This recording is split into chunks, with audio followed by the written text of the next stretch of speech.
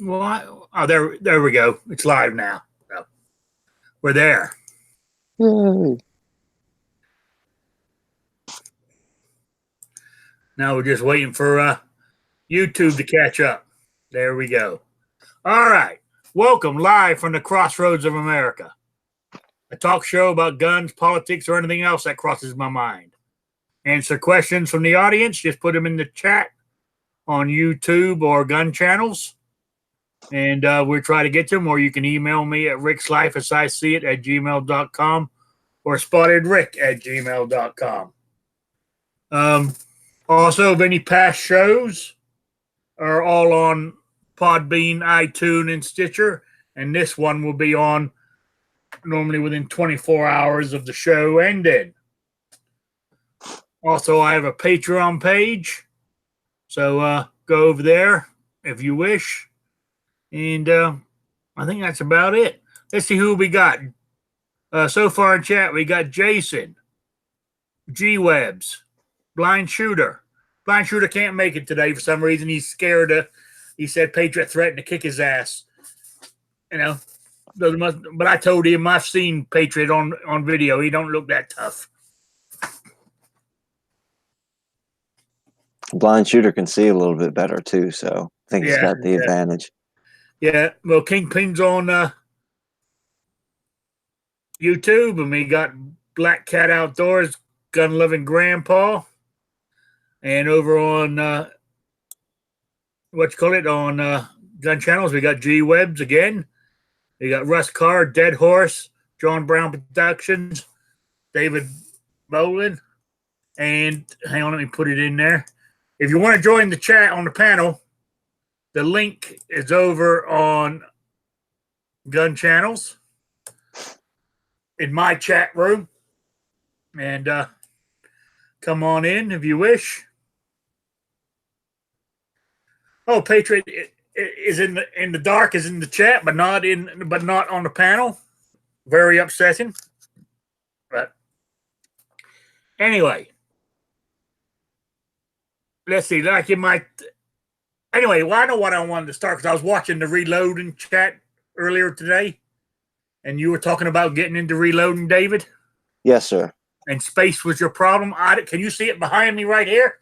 Yeah. That's my progressive there, and it sits on the stand that Lee makes as well. It's 3-legged right here. I mean, I got a static camera sitting over there. I can't grab it from here to show you, but it doesn't take up that much floor space. Yeah, it shows up pretty good on the camera. That's actually a whole lot less than I thought it was going to take. Yeah, and that's not a single stage. This is a turret.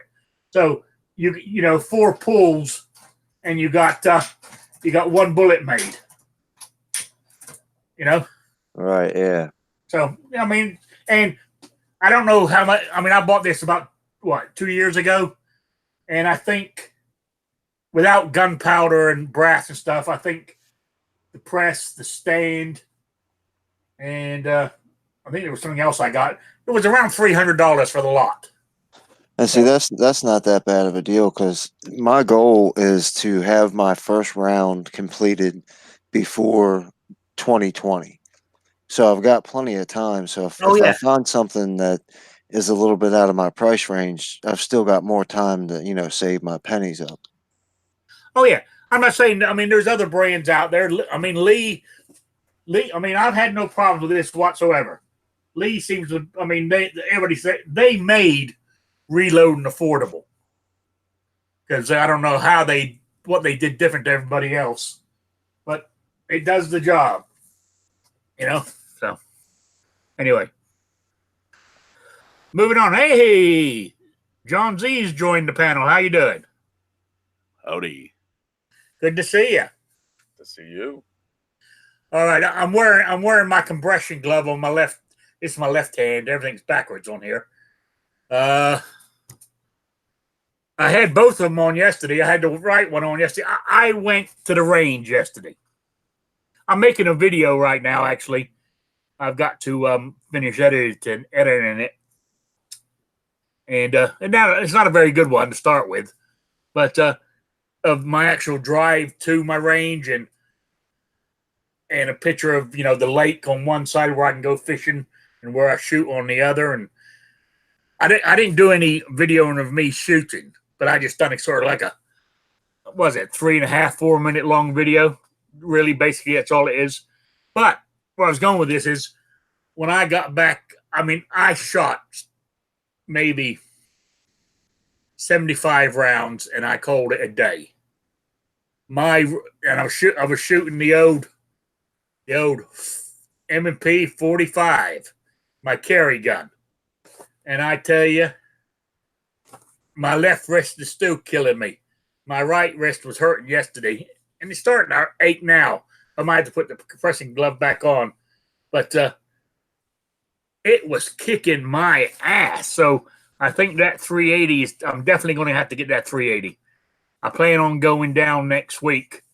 Well, I get paid next weekend. So more, the week after the 4th of July, I'll more like go down there Monday and Tuesday and see if I can pre-order one at the gun shop. So, what do you think? You think it's the recoil that gives you the pain? It was the recoil. It was kicking my butt. I tried shooting one-handed too, right? Oh man, I nearly dropped the gun. The recoil into both wrists. It felt like there's no. Normally, when you're doing it and you're shooting, it felt like there was no buffer there, no spring. It was just like slamming back on bone type thing. It hurt.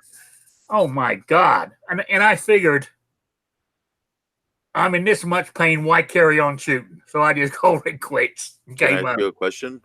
Yes. When you have pain, do you have something as simple as Excedrin or ibuprofen or something simple? Oh yeah, I took Excedrins when I got home yesterday. Okay, so let's say you take something off the counter, right? Yeah. You take your Excedrin, your Tylenol, aspirin, whatever it is you need to help you. Do you also exercise your hands? Do you have the grips that exercise let you stretch your finger muscles? Yes, I do actually.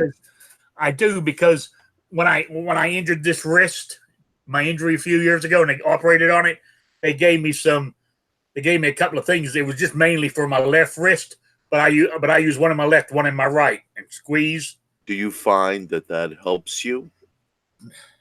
Not what I can only do it when there's no pain.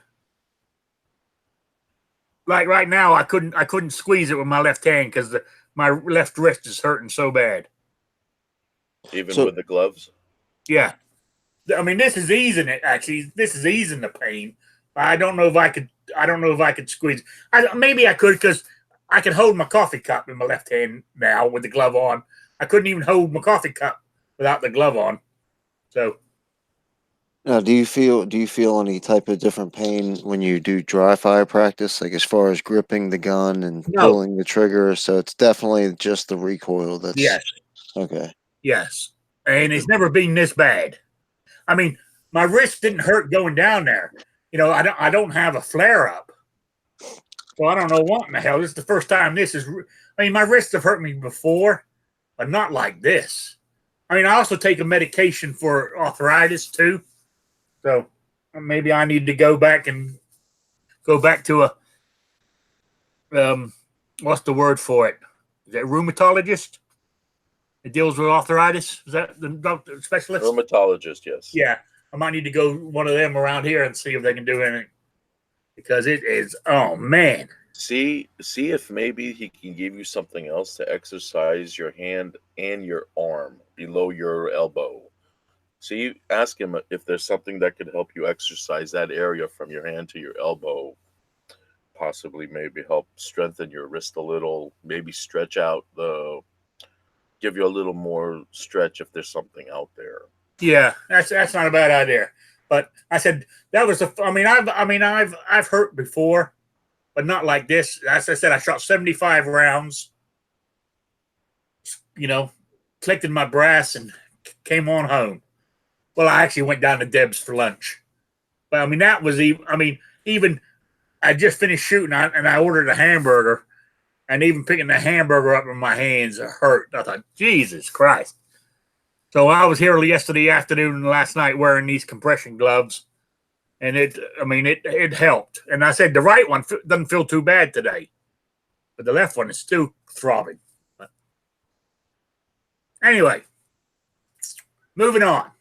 I just wanted to say that I did make it down the range. It was not, mind God, it was, I went down there. What time was it? About 9:30ish. No, it was about 10 o'clock. And it was already up in the 80s, you know? And I thought, yesterday got in the high 90s here. I ain't complaining, but, you know, when you're outside and you're moving around, it's, you know, sweat starts pouring off you when you're not even doing anything. But that's okay. I'm just glad you were able to actually get out there finally. Oh, yeah. I mean, I've been trying to go for, as I don't know if you guys were listening to Wednesday show where I'm saying I'm just in a rut.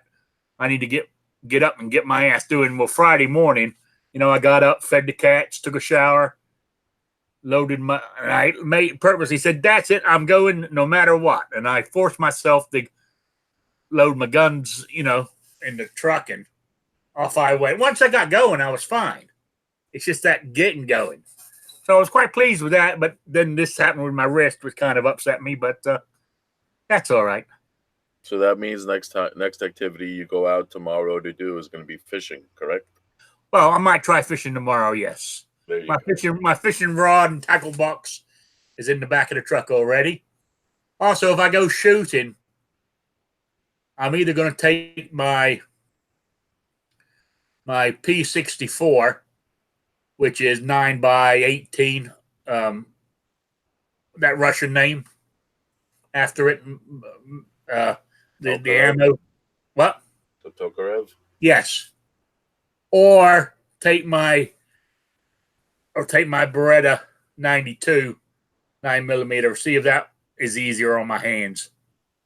Definitely. I'm trying to think what else I got that's easy to shoot.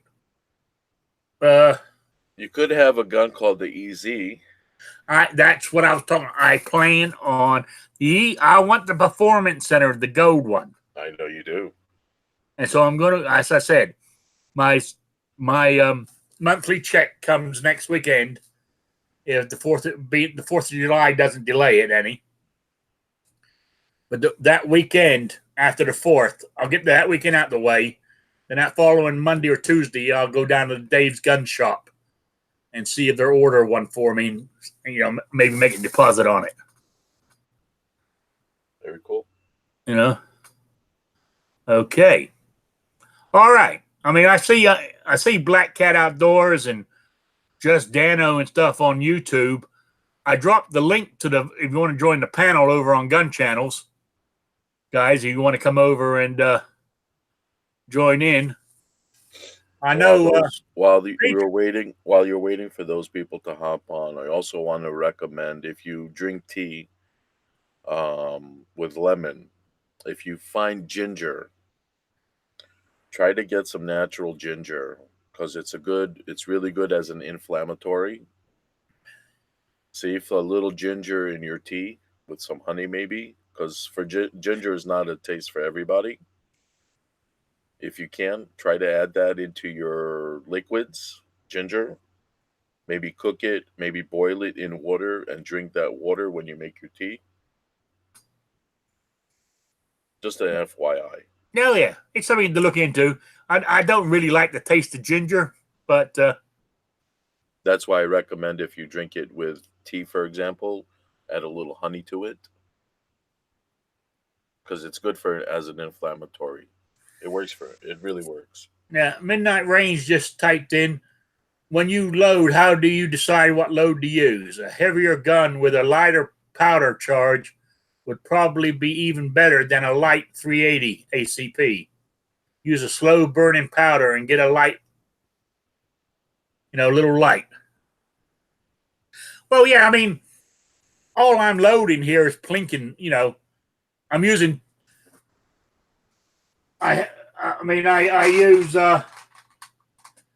use 230 grain bullet from Barry's Bullets, and I think it takes 5.3 on my measurer here on my powder. Following the recipe out of the Lee book, I can go lighter on the load. You know, I mean, this isn't. I mean, I'm not loading defense ammo or actually ammo. I'm just loading for plinking. So, but that's what's worrying me. I mean, if I like yesterday morning, if I had to pull my weapon, yes, I would have got off 1 or 2 shots. But I doubt if I could have done much more. It hurt that much. I mean, it started hurting from, I would say, the second magazine I stuck in there. But I kept persevering, going, oh, I haven't shot in a while. Maybe that's what it is. And, you know, I rubbed my wrists and, you know, tried to shake it out and all this and carried on shooting. But after about 75 rounds, I mean, it got to the point on the last, who was I telling yesterday? The afternoon, I think it was Sean I was telling. Time I got to the last 2 magazines, you know, I'm sitting there and I didn't hit the target because I'm anticipating the recoil. You know, I was afraid to pull the trigger because I knew it was going to hurt. So when that happens, I said, that's it, I'm going home. What about wearing the compression gloves when you go shooting? That's what I was thinking about that today. Would that help, you think? Only one way to find out. But I suggest, like you suggested, when next time you go out with your 9mm and try those with the gloves. Yeah, I think if the gloves are making your hands feel better now, then it might not make your hands hurt, but it might make your hands last longer before they start hurting if you have the gloves on when you start shooting. You know, it might mitigate it just for at least a longer period of time as opposed to 75 rounds. Maybe you'll get to 120 rounds. Yeah, that's a good point. Yes. I mean, these are just a off-brand compression glove. If it helps, something's better than nothing. Yeah, well, maybe I can buy, you know, better made ones or whatever to use for shooting. But I'll try these though to see what happens. You know, so that's a good idea. That really is. So, all right, my topics. I got a few, but my main one is, I mean, people have talked about it already, but with Chris Cox resigning, they're claiming they've NRA TV is gone, or they're not producing any new material. Whatever. Where do you think the NRA is heading?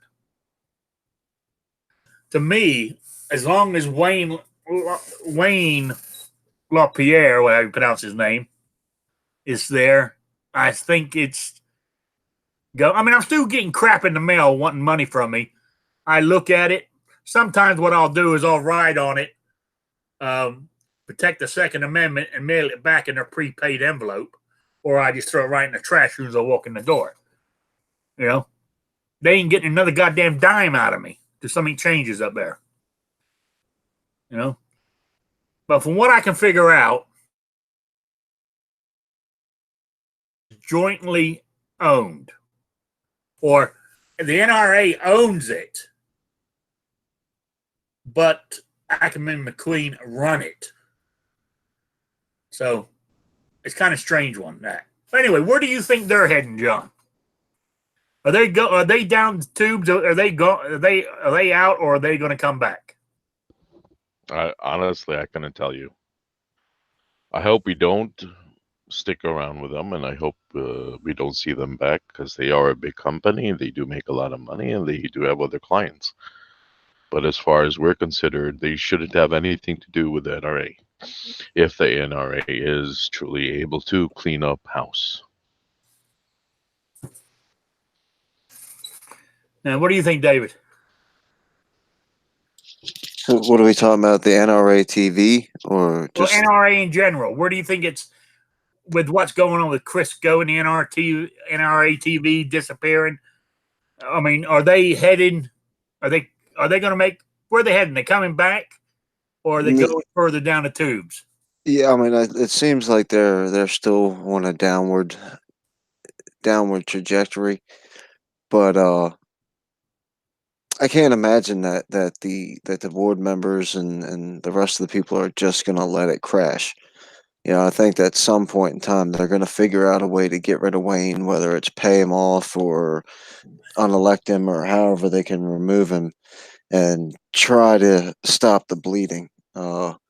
And it's really going to depend, I guess, on how soon and what methods they have to use to get rid of Wayne, on whether or not it's going to stop going downhill or not. Because even if all the controversy stops, Wayne is got everybody's got a bad taste in their mouth toward him. So even if you know all the financial stuff gets squared away, people are still going to think about Wayne and have negative thoughts. Oh, I do too.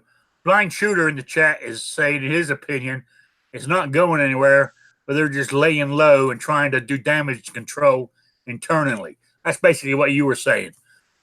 But Wayne is the problem. People, I mean, all right.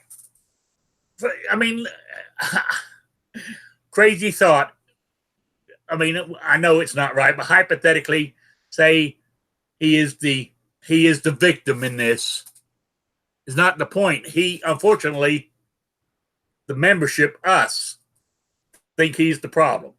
And it doesn't matter if it's proved he's not. He's got to go. Well, I think he is the problem.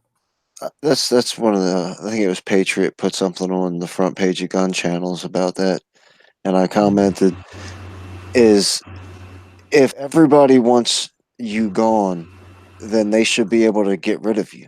You know, if the 5 million members or 50 members or however many members your organization is, if the large majority, not just 51%, but the vast majority of the people want you to go, they should be able to remove you."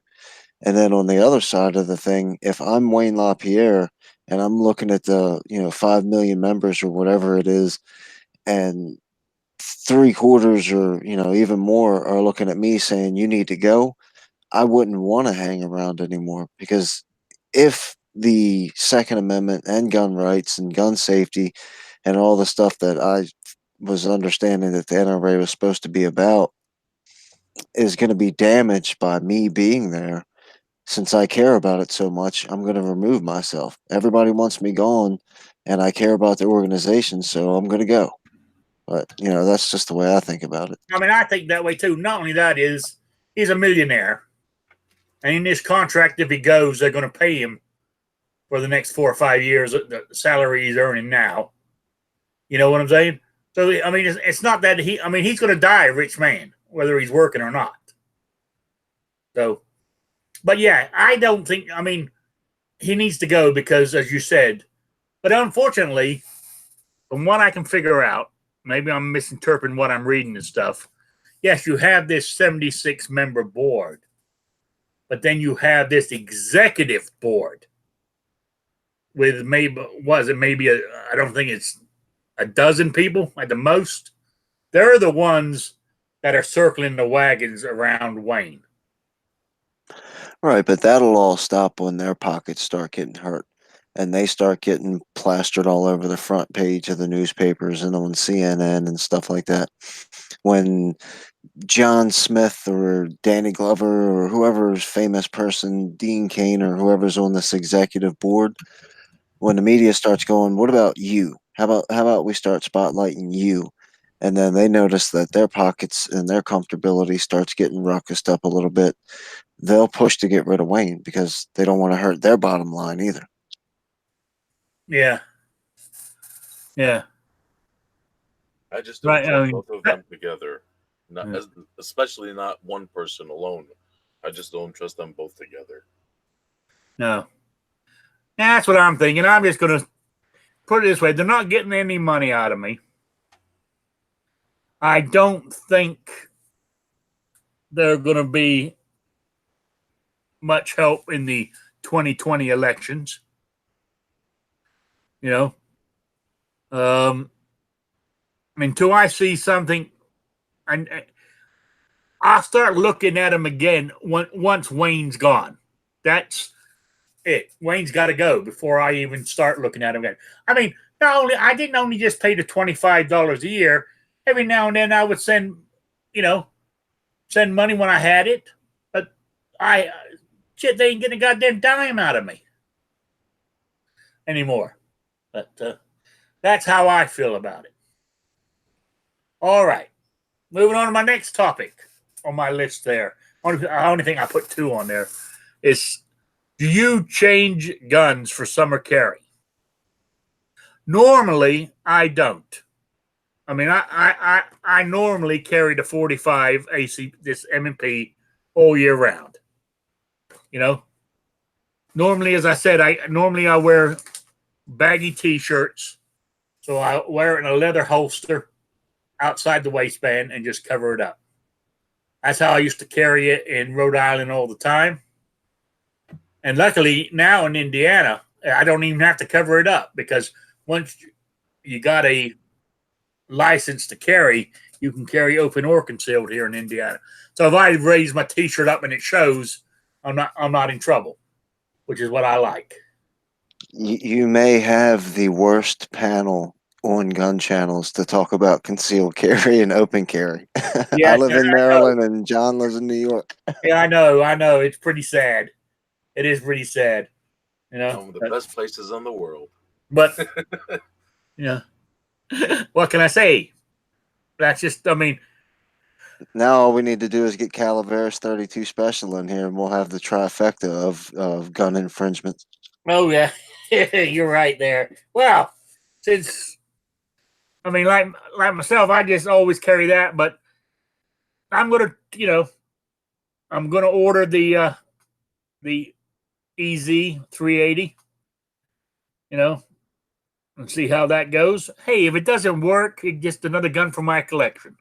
What are you going to holster it in? What? That? The 380. I don't know. I have to buy a holster for it, I guess.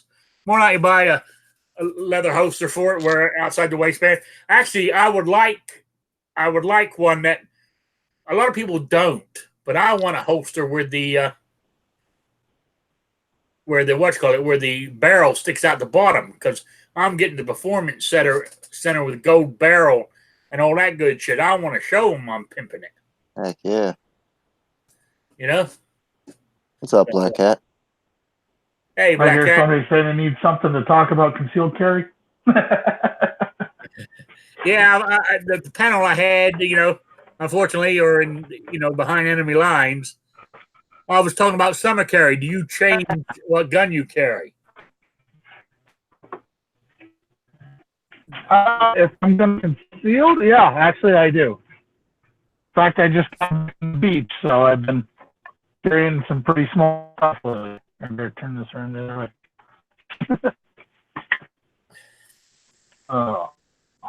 So yeah, usually in the summer, I just unhooded this.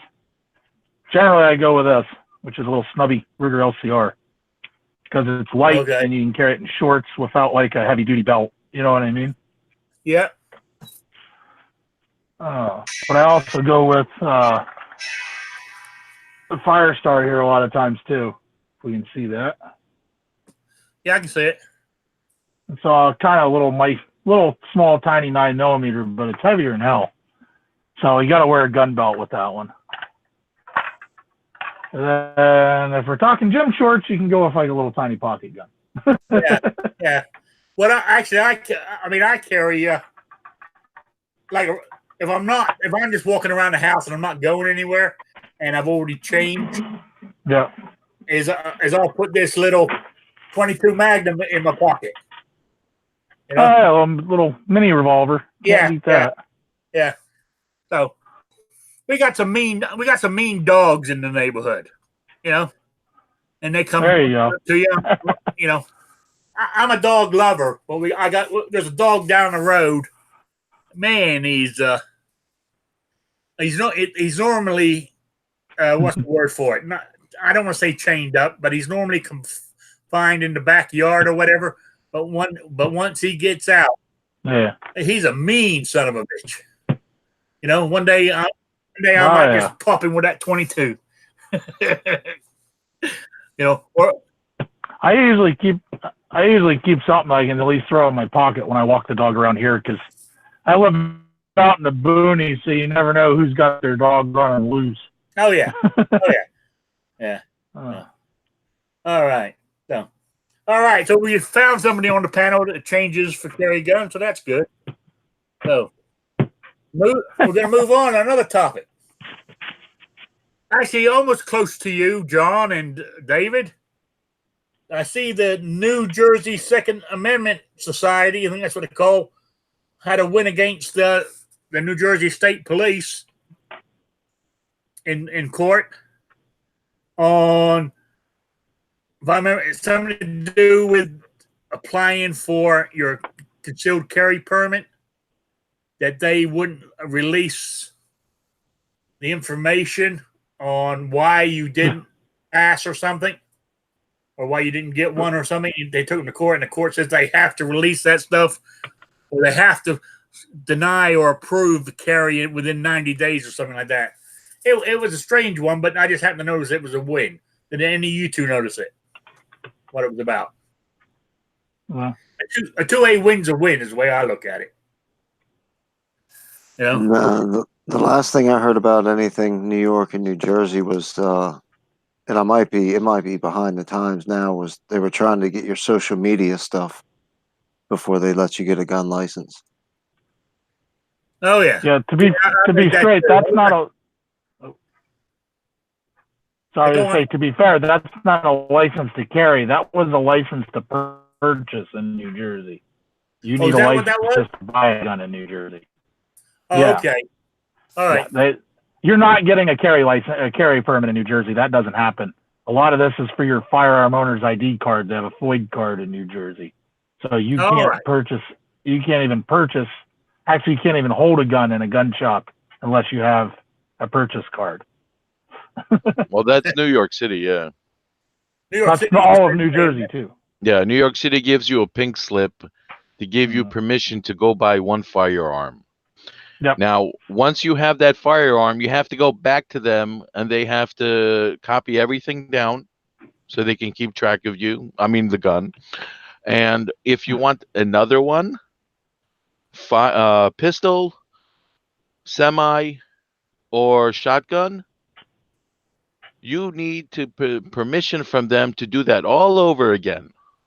Yeah, why would you need more than one gun? For each gun. Yeah, but you only need one gun. Yeah. You don't need more than one. Well, you're only allowed to have two on the permit. You know? Get yourself a nice single shot tip up barrel. Go out on the backyard, pop that off one time, and you're good to go. That's what I was going to say. Yeah. If you got only allowed one gun, just go for the shotgun. Fire it in the air. Your problems are over. In Maryland, that's the creepy Uncle Joe plan.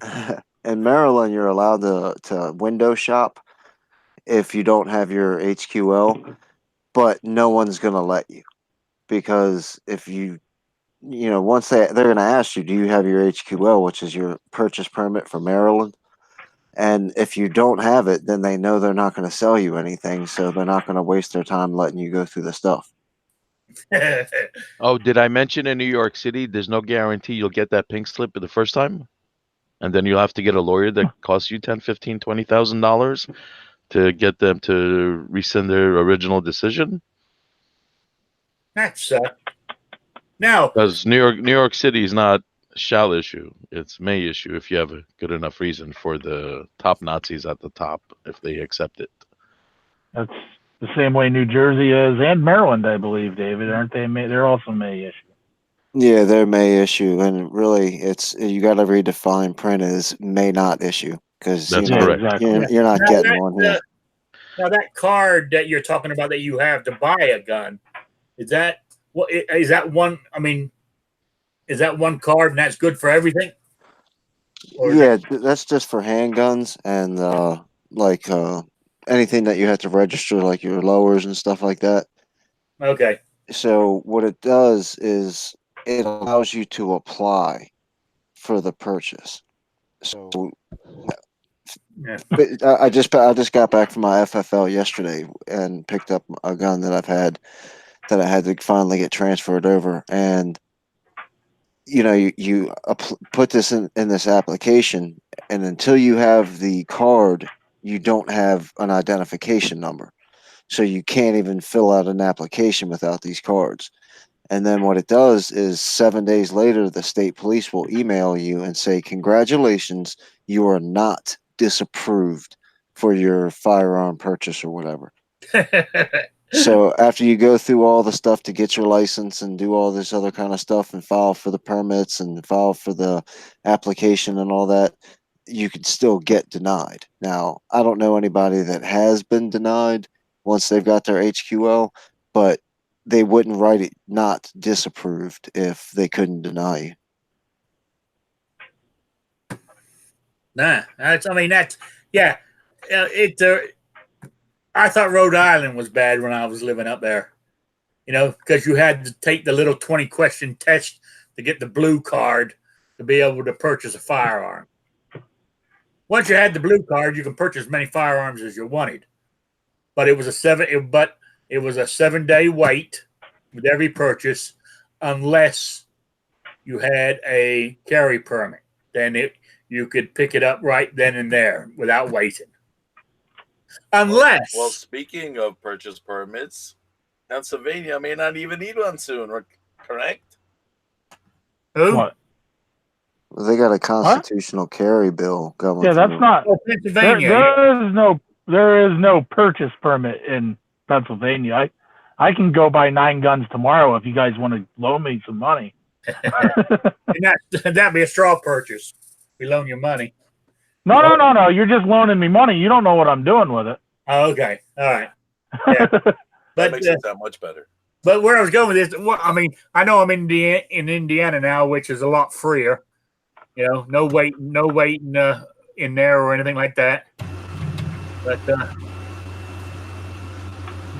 people get confused is if you apply for your carry permit through the Attorney General's office in Rhode Island, it's May issue. If you apply for it at the local police station, what's the word for it? What do they call those areas? It begins with an M. Can't think of the word now. Municipality? Yes, municipalities. You get it from them. It's a shell issue. This is Rhode Island now. But we've gone through this. You got to, but you still got to jump hoops for it. But as I said, if you got the permit through the shell issue, when you go buy your gun, no waiting period. But if you get your carry permit through the Attorney General's office, there is still a 7-day wait period. Don't ask me why, but that's the way the law is in Rhode Island. But here's a little secret people don't realize. But nobody in Rhode Island I knew that had one from the Attorney General's office had the balls to do it. But the actual law, if you read the small print, the one from the Attorney General's is a carry permit, not a concealed carry permit. So in the small print, it says you can carry open. But if you went walking around Providence with a gun strapped to your waist, I tell you, the SWAT team would be all over you in a heartbeat. I don't have to do it anymore, thank God. Now you're making me want a vacation there. Yeah. With Maryland, even if you've got your concealed carry permit, because you can't open carry unless you're law enforcement or something like that, you still have the 7-day waiting period between purchases. Yeah, that's a bunch of bullshit. Anyway, wasn't there didn't I read something? Was it this morning I was reading it? There's been a study that reinforces criminals don't follow the law. So all this waiting period is a bunch of bullshit. Because on this study they done, I think it was over 1,023 people or something, or criminals.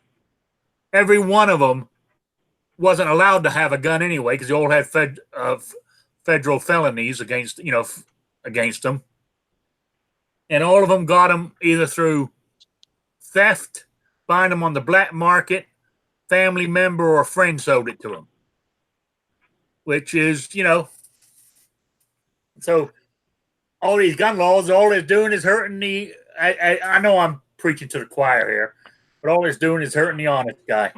Well, a couple of weeks ago, a gun store. I'm not going to name the town or the name of the store because it's irrelevant to everybody else that doesn't live here. But I bought a gun from. I actually got my Security 9 from them. They got robbed and had a couple guns stolen. Then in the next county over, a gun store had a truck crash into the front and they stole like 50 guns or something like that. During the getaway, the bad guys crashed into a cop car and one of them got caught right away. And then the other, two of the other three got caught, you know, an hour later. And just a couple of days ago, they caught the final person.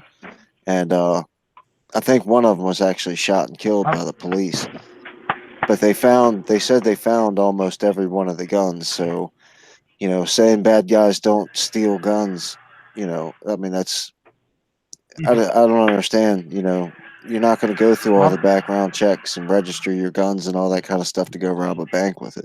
Well, they're going to go to gun shows and do the gun show loophole, buy it off a private citizen, you know? Yeah, that's a, come on up to PA from Maryland, David, and try and buy a handgun privately at a gun show and see how that works out for you. Yeah. That's one of the things that, especially until I get this, when I buy rifles, I still get a 7-day delay every time. Yeah. So until I get that squared away, buying a gun at a gun show is totally off limits for me. Yeah. Unless I find something really cool and I want to go through the FFL and all that kind of stuff. But yeah, you're right. A handgun. There's been times where I've went to Pennsylvania gun shows and Virginia gun shows, and as soon as I show them my Maryland driver's license, they hand it back and say, "Have a nice day." Yeah. Because the only way that they can make that happen is if they ship it to an FFL in your state.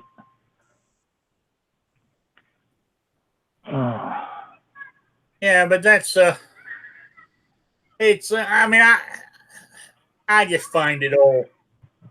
You know, it's you shouldn't have to do that. You should be able to go anywhere you want. And I was saying this the other day, and because I'm talking about it, and I had totally forgotten about it. It was my cousin here that reminded me. He said, "You remember when you were back on the farm?" Okay, now we're talking back in the last time I was on the farm was back in the early 70s. Because what was it, 72, 70? Was it 72 or 73? My father retired to England, so you know I was still in high school, but we all moved to England, so it had to be early 70s. And once they mentioned it to me, I remember him going to Sears and buying a shotgun right there at the counter and walking out with it. What happened to them days? What happened? What changed? Why did the country go this way? All the hippies from the 60s became government officials. Is that what it was? And all the government officials remained high. It's, yeah. Oh, well. But did you see the, I didn't see it. All I've read about it, that the last Sunday on 60 Minutes, that was it last Sunday? The article on why the AR-15 weapons of mass shooters, you know, why it's why they use it, because the bullet goes further, it penetrates more, you know. Yeah, I didn't. Well, again, I didn't don't forget that. that's coming from people who are. Don't forget that's coming from people who are uneducated. Oh yeah, absolutely. And they're using their misinformation to get people to believe what they want them to believe, like all the made-up terms, like assault weapon is a made-up term. They use their miseducation to suit their agenda. Yes, but how many people out there who watch 60 Minutes? who don't or sitting on the fence one way or the other and watching this, and they're going to go, "Oh my God, it really?" They're believing what they're seeing from mainstream. Well, don't forget, a lot of this stuff is repeated constantly over weeks and months and years. Yeah. So eventually, people who are uneducated about a certain subject are going to start to believe it. Now, it's up to them if they want to be educated and research into it, which apparently a lot of people don't like to do research for themselves. Yeah. They like to believe everything CNN and that circus. Unfortunately, yes. I mean, we keep doing our part. Even here in Indiana with my cousins, we're talking, when we start talking guns, I say, they're trying to do this. And they have no clue what's going on. Absolutely no clue whatsoever. Well, one of the things that's the hardest to fight against in situations like that is convincing those people to use their memories. Because if they would just remember back 10 years ago, they were flipping out that the hollow point was the most dangerous thing that the mankind is. It's, oh my gosh, these bullets spread open when they hit people, and I remember that. So hearing about that. The bullets that didn't go all the way through were dangerous. Now the bullets that do go all the way through are dangerous. What was the bullet in? Oh hell! What was in? Oh hell! With Danny Glover and what's his name? Lethal Weapon. It was one of the Lethal Weapons. Yeah, it was 2 or 3. What was it? Police killers or whatever they're called? Yeah, the cop killer bullets. They were Teflon coated to go through body armor or something like that. I always love that when they say armor piercing rounds. Like, police body armor is going to stop jack shit. I'm sorry. Yeah. Stop minor handgun rounds. Any rifle round is armor piercing. Let's be honest here. Yeah.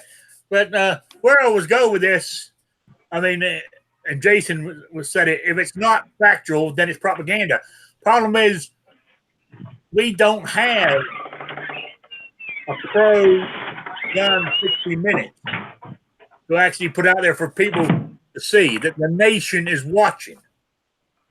Well, we do. It's on social media. I honestly think things like 60 Minutes are going by the wayside anymore. I really do. You do? Well, yeah, you can look at the ratings. Look, but right when Donald Trump first became president, CNN and all the mainstream media started tanking. Then when the whole Russia collusion thing came out, they spiked a little bit. Ever since the Mueller report came out, even the Rachel Maddow show has just lost their audience altogether. So this, like Black Hat was saying, what we're doing here, maybe not just us, but all the other people out there that are doing the news on YouTube and, Twitter and all that other kind of stuff, the mass media is losing its strength. And that's why they're floundering so much and going through so much desperate stuff right now, is because they know that they're on their last leg. Yeah, I guess you're right. And you got to remember, I'm in, 62 this year. So I'm an old guy. And so the people watch TV still and take information is the older generation of this country. Yeah, 60 Minutes. My parents watch 60 Minutes. You know what I mean? Yeah.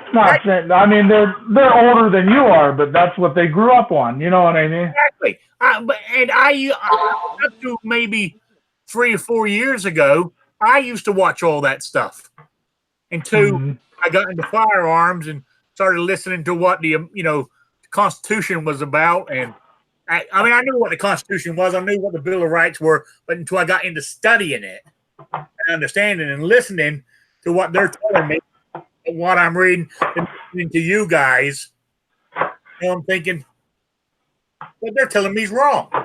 All these years, So, but how are they going to do that? Carl, I'll get back into this here in a second. I'm cutting limes up for my Corona. My last day of vacation. All right. So, so you think it really is social media, that's where it's all at now. Yeah, for sure. Because the one thing you can, like the old saying is, you can never go back. Technology will never let us go backwards, unless, of course, an EMP blast shuts it all down and we've got to start over. But you're never going back to a flip phone. You're never going back to a rotary phone. We're never going back to tube televisions. None of that stuff. Eventually, we're gonna, every different thing is gonna disappear. You know, we're never going back to analog television where you had 13 channels. Eventually, you're gonna have your, hologram television with just the programming that you want. Yeah. So I if all you want is Fox News, when you turn your TV on, all that's going to be there is Fox News. If you want Sports Center, all that's going to be there is Sports Center and the Outdoor Channel. Like, you're not going to have to flip past CNN or, QVC. Yeah, I see where you're coming from. You're right. It is, I mean, that's right. I mean, even the cell phone, this cell phone here is more powerful than the computer that sent the rocket to the moon in '69. Yeah, and that cell phone you got in your hand is probably 2 years outdated already. Oh, it is. It is actually more than that. It's a Galaxy 7.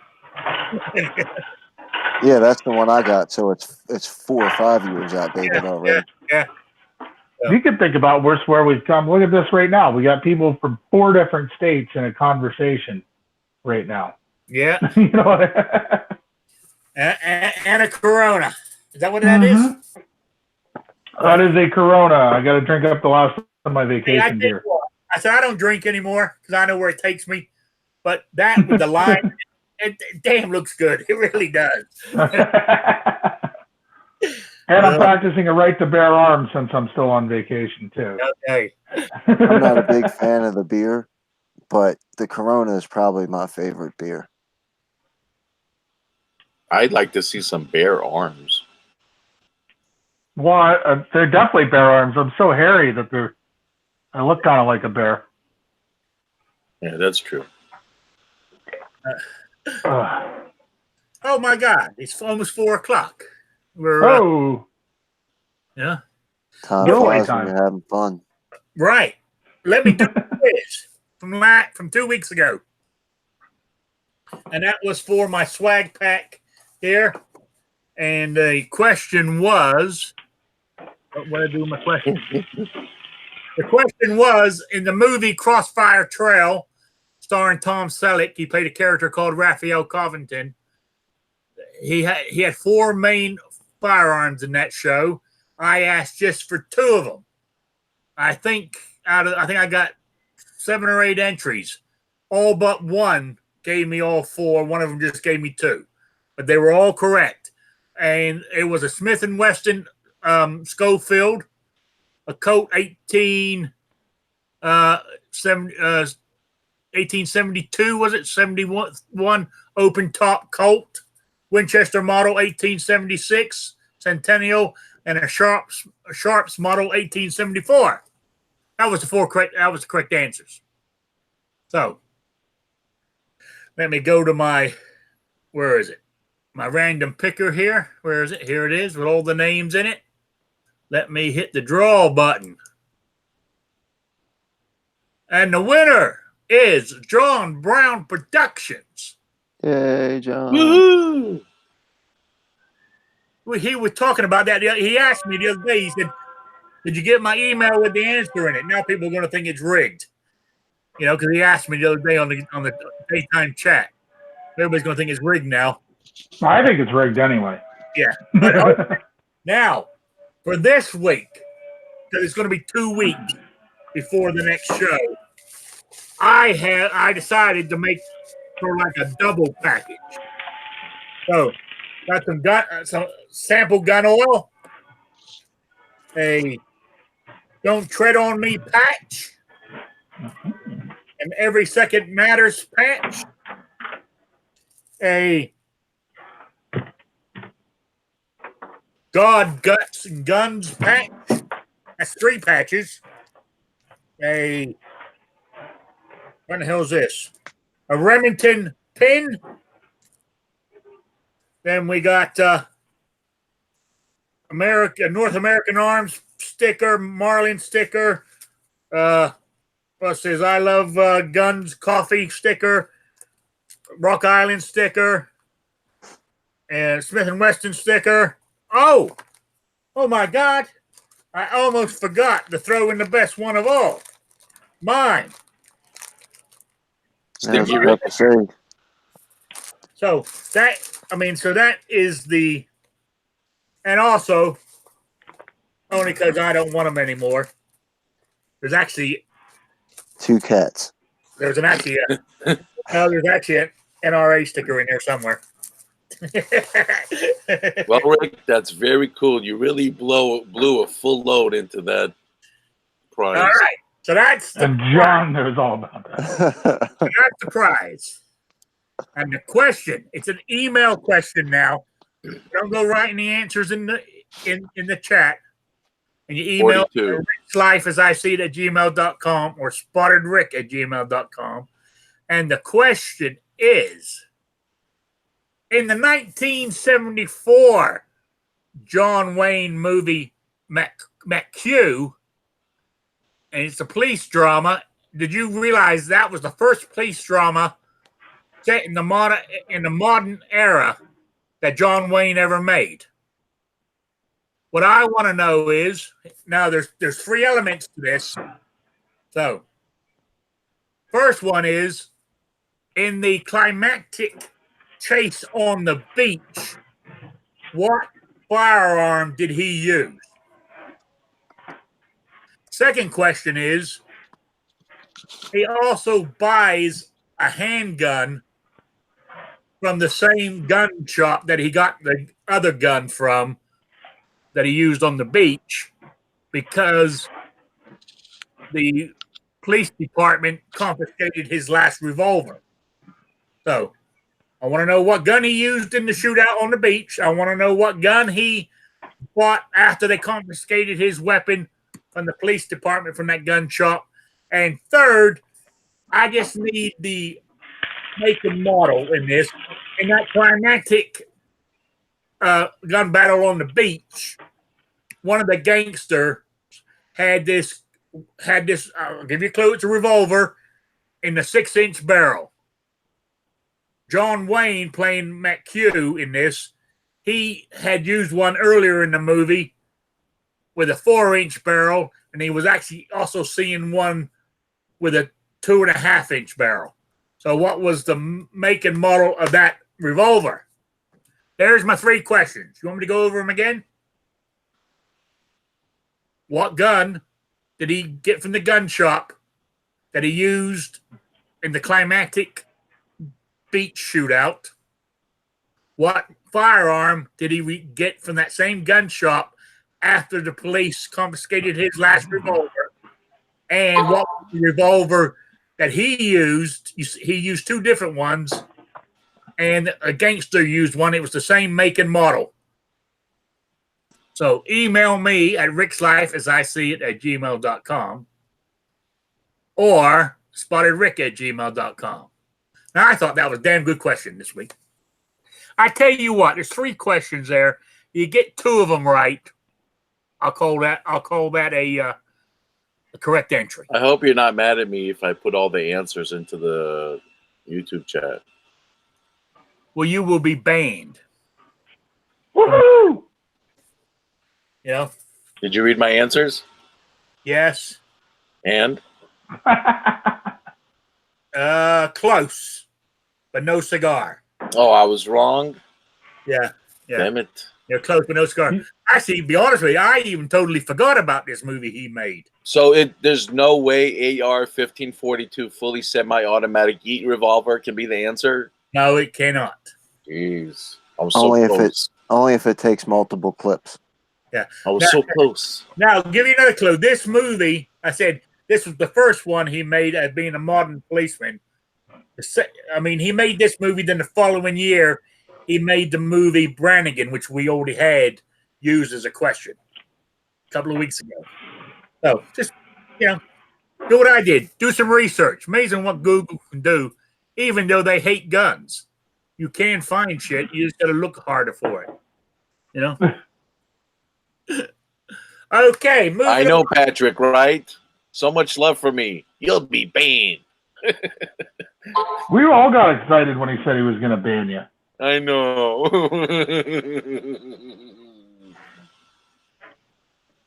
Patrick says Black Cat Outdoors. Nice. Love that one. What's he talking about? Oh, your answer? No. Yeah. Up phase plasma rifle in the 40-watt range. Okay. 40-watt range. Sorry. That's not far at all. That's a bit far. That's too far in the future for John Wayne. What are you talking about? It's perfect timing. Black and white. Everything was black and white. Yeah. All right. Okay. You any of you guys got any topics? You want to carry on? Or we can shut her down. In the summer, I don't expect this to last the full, longer than an hour, hour and a half at the most. Anyway. Why, don't you have air conditioning? Yeah, I got AC. I got central air, actually. It's very nice. Oh, no, fancy schmancy. Ooh, sorry. Yeah. I just got my electric bill in the mail. For last month. $154. That's not bad. And I said my AC's been set at 69 since giggity. My AC's been on for over a month, for about a month and a half now. So that ain't bad. I'm willing to go. I'm still, even with it at that price. You got to remember, when I was living in Rhode Island, I was paying, for rent and electric, TV and cable and internet and all that. I was spending over $800 a month. Here, on electric. Here. What? On electric? No, on everything. Rent, cable, phone, TV, internet, all that. Rent was included in that. It was $800 a month. Here, I spend all that right now.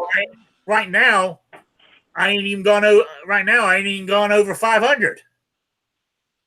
You know what I'm saying? So I'm ahead of the game right now. So 154 is good for me. That should leave you $300 for ammo then. Well, no, it's going to leave me $300 for I can go put a deposit for a pre-order of my EZ 380 Performance Center. With gold. Gold one. I don't think gotta have gold.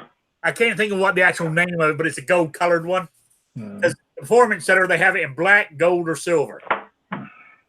You got to pimp it out with gold. You got to. That's pimpy looking. Gold and save up and get a nice black nice black leather custom holster so you can. Purple holster. He needs a purple holster. Ooh, there you go. Which holster? Any purple holster. You know who makes the best purple holsters? Crown Royal. Oh, gee. The Crown Royal bag. There you go. Hey, now this is going way back, totally off of guns, but the Crown Royal purple bag. When I was growing up as a kid, right? If you had one of those for your marbles, you were the king of the hill. I only used it on my marbles when they were swollen. Because if you had one, normally the kids that had the purple bags, their parents were, because you got to remember, I grew up as a military brat. So when we running around military houses and playing marbles, normally the only kids who had the purple bag were the officers' kids, because they earned more than the enlisted people, But that's all I'm saying. I never got the purple bag for my marbles. It's very upsetting, But I just thought I'd mention that. You got a question out in the chat, Rick, too. What? You got a question for the panel out in the chat, too. Jason Stewart.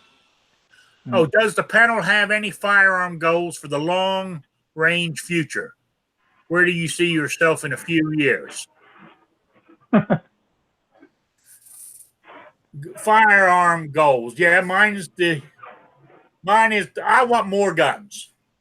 I've only got 9. And Oh, that's a nice starter set. yeah, and I haven't bought any guns in over a year. So I buy the 380.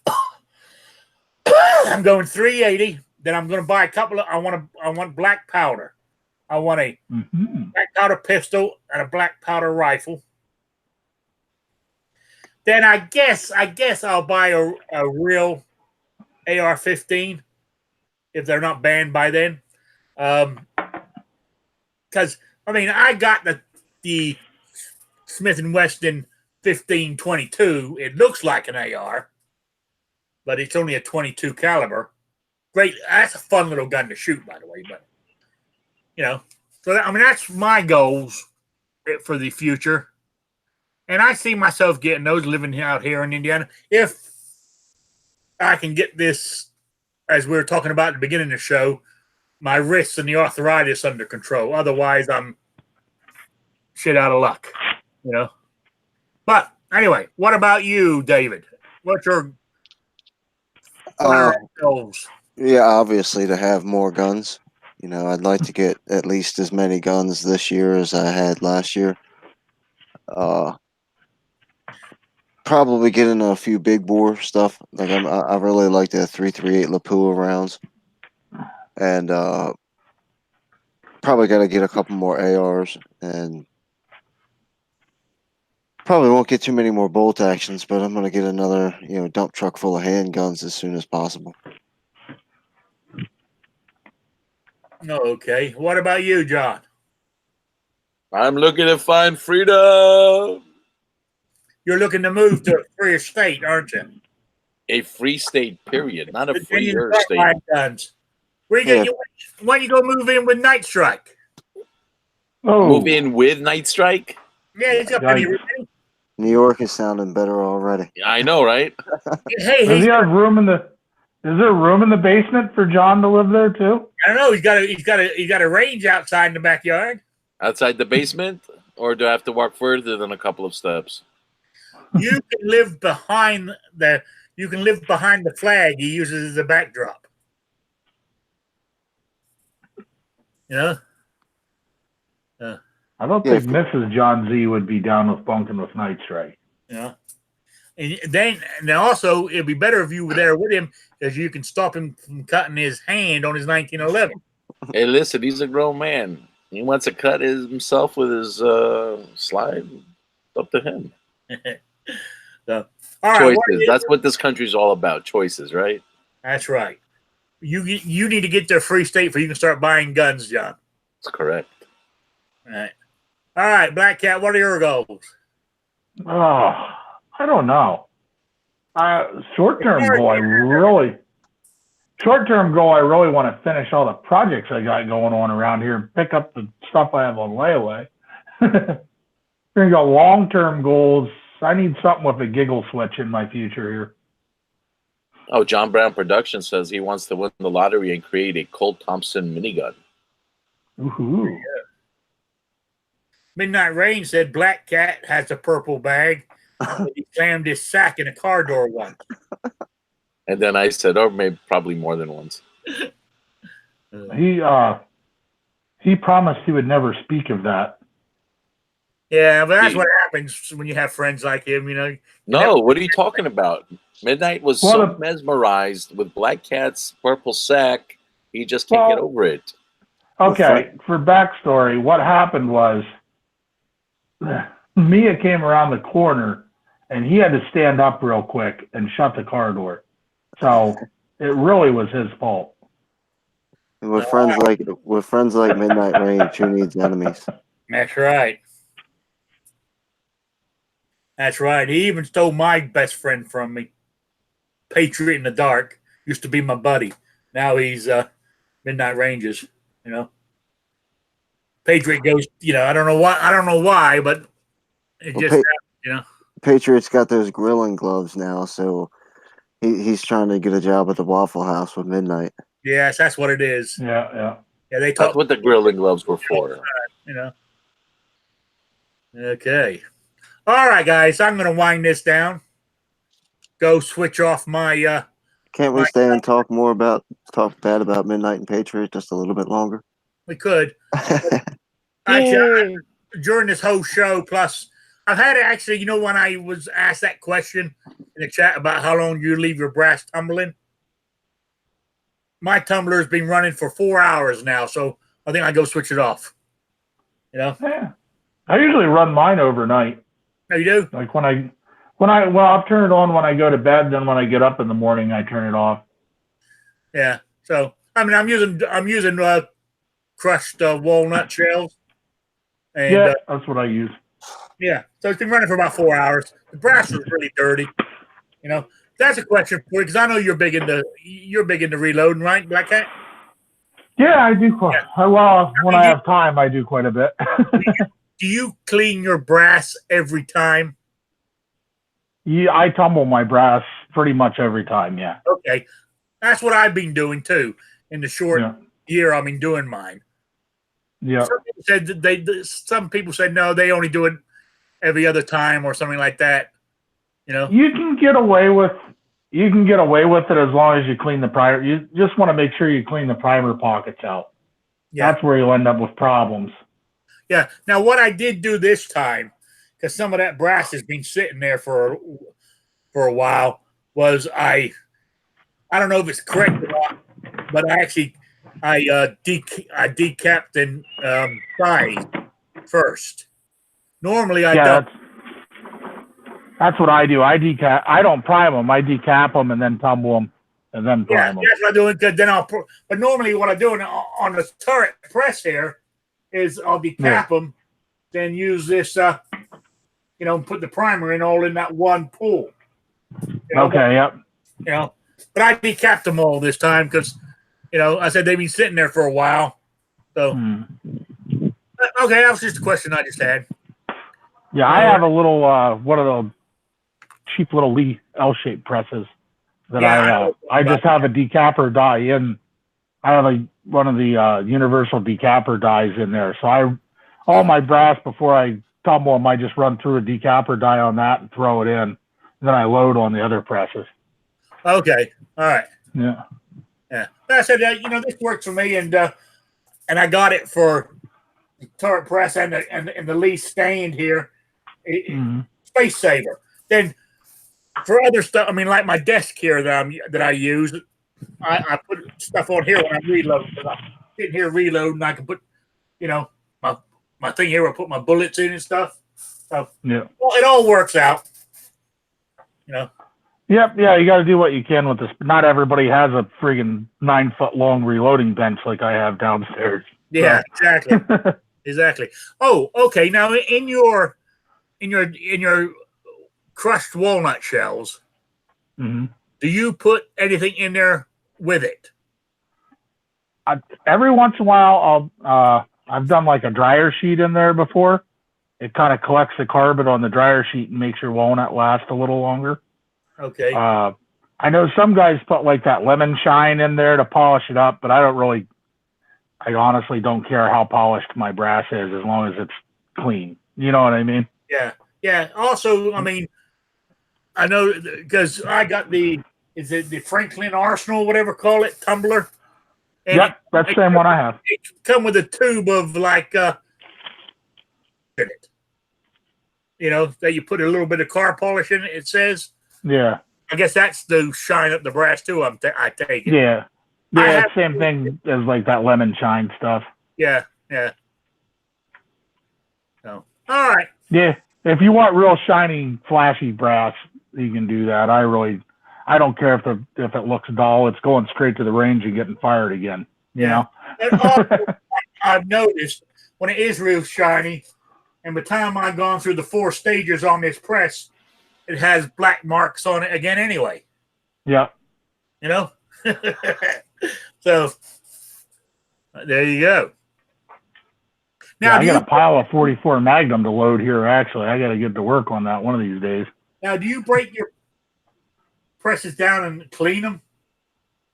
Well, I don't use the turret. The turret's probably more important to do that. All I do with mine is I use a little purple power to clean off the ram, and then I'll put a little bit of lubricant on there, like some white grease, like some lithium. Okay. Yeah. All right. All right. Yeah. See, I'm learning all the time. I use mostly like C-presses, but like that, like white lithium grease works pretty well. You just got to use it sparingly because you don't want it to get mixed in anywhere. Like if that gets in your powder, your primer, you can end up with a dud round on that. Okay, yeah, I got you. So like I use the spray can of it on a rag, and then I wipe the ram with the rag. And John's getting excited while I'm talking about this. I can tell. Yes. Yeah. Midnight Rain says he uses corncob media and a new cut up dryer sheet every time. How do you keep the dryer sheet from like getting lint and different pieces of the dryer sheet down inside your casing? If it's tumbling through. It doesn't usually come apart like that. Okay. You can afford the good stuff. Yeah. Okay. I mean, don't take the one out of the dryer. Don't use the actual lint from the lint collector. No, I mean, yeah, I was thinking about. He takes one and cuts it up in cuts it up in strips. I take it. Yeah. And puts it in there. All right. I've never tried it. I was thinking. I was wondering how that worked. So I might do that. I got dryer sheets, so just cut one up. Yeah, it'll help make your media last a little longer. Whether you're using walnut or corn cob, it'll help it from getting nasty quick.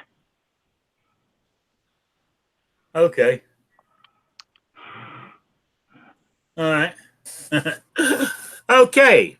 I don't know if Gun Websites is doing his this afternoon. Yes, he is. Yes.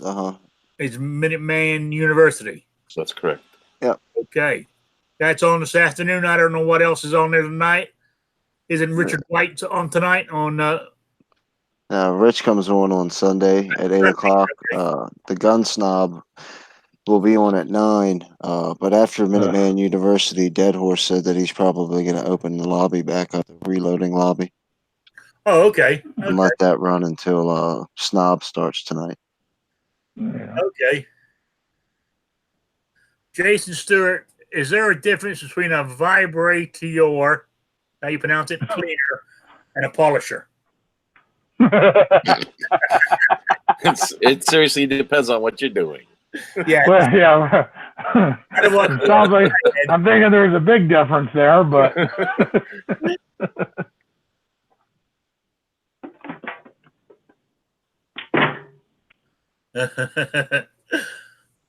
Oh, General Relativity says he uses a used dryer sheet because he doesn't want any of his animals smelling like flowers. All right, guys. I'm going to go through the panel here and say goodbye and thank you to everybody. But any plugs or shout outs? Kingpin. Just a big shout out to you, Rick. Thanks for having me, man. And thanks for everything that you do. I appreciate it. Thank you. John Z. I second that, sir. Thanks for the invite. Thank you very much. I appreciate it. And Black Cat. well, I'll self-promote a little. I should have some videos out this week you can check out. And always like hopping in here. Always fun, Rick. I appreciate it. I try. And don't forget, on my question, I won't be back now until when's the next one? It'll be July 13th. Saturday the 13th is my next show. You don't have to far to wait.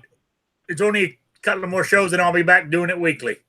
I said it's just from Memorial Day to Labor Day that I'm doing this. So, but I'm here every Wednesday. I'll be here Wednesday, 7 p.m. for Shooting with Disabilities.